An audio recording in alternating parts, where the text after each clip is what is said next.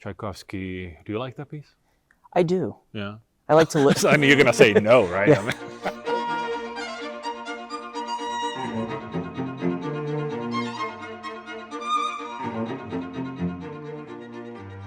all right.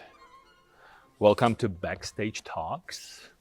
And this week we are talking about October concert, right? Yes. Another huge program. It seems like every month is a huge program. Yeah, it is. But before we start talking about that, let me introduce you. James Carney, our principal cellist. And he's going to get his money worth in October, definitely. Yeah. Huge solo for you. Yeah, it really is. It's going to be, Yeah. So let's save that for a little later. Okay. So we're opening the concert with Tchaikovsky concerto, piano concerto, right? Yes. Boom, boom, boom, boom, dun, dun, dun. Everybody knows that one.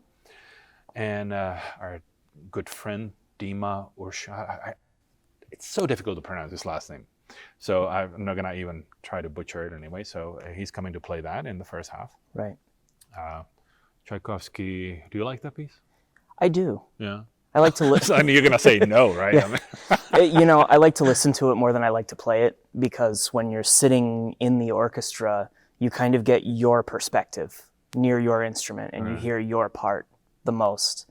You don't really get to hear what the audience hears, which is the blending of all of the sound. And Very cool. Yeah, well, Tchaikovsky, I mean, I don't know, people didn't like it much.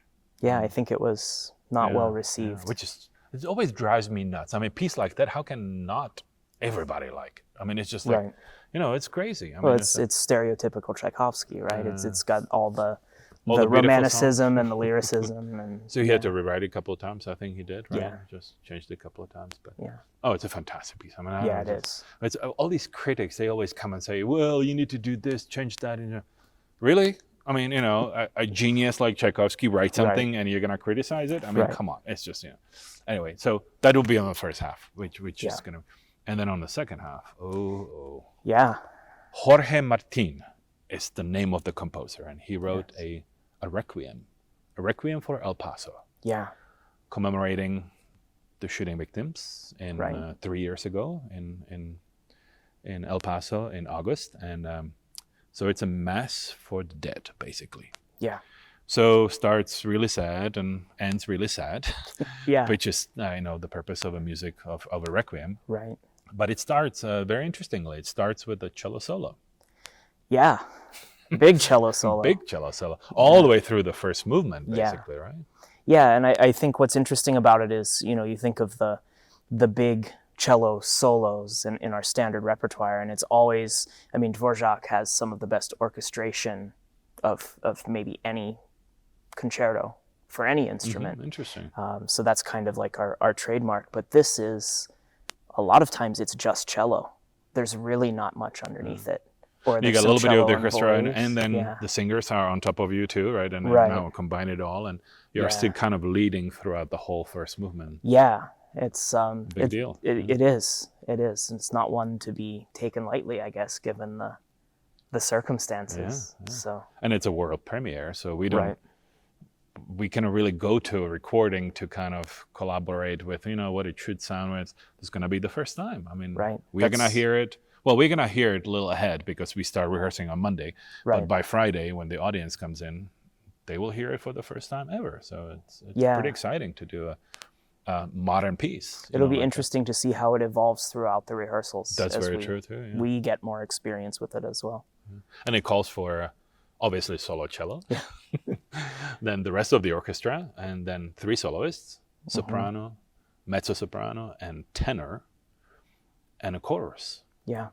And I wonder how long the piece is. Probably around 45, 50 minutes, I'm guessing. Yeah, I haven't sat down and timed it out. Yeah, I haven't timed it out either. I'm working on the piece, and because it's a new piece, it takes forever to learn. Nobody has done it before, so it's, on one hand, it's kind of... when you conduct pieces from a perspective of a conductor, and that piece has been done so many times, you're like, okay, we have to stay within a certain, parameters, right? Certain cue, because you don't want to go too much out of the ordinary. But what about a piece that has never been performed before? I mean, it's going to be quite interesting because the liberties I guess we can do, right. because we have nothing to compare it to. Right. Then it's going to be interesting project too. Yeah, definitely. I'm looking forward to it. Yeah. It's exciting. Same. And to be, we're recovering. We're coming back from not just from that, but from the pandemic, and right. to be able to sit up here on the stage in front of this orchestra it's really cool. Yeah.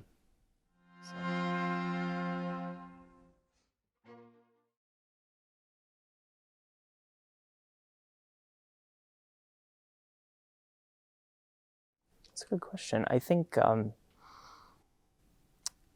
one of the things actually that my wife was able to explore a little bit when she got out of school, out of college, was music therapy. And there's, an entire field of education, an entire field of study on how music can be used to help people who are recovering from a lot of different things, physical injuries. And I certainly think that something like this, although it wasn't maybe a physical injury necessarily for everybody in the community, there's still a really big mental toll.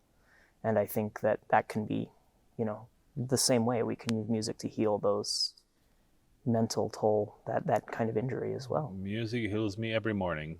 I get up out of bed and all I do, think of music and listen to music, and definitely helps just to get through the day. So I wouldn't be surprised that, especially a piece like that is written specifically for, healing what has happened, that it 100% works like that. Yeah. Absolutely.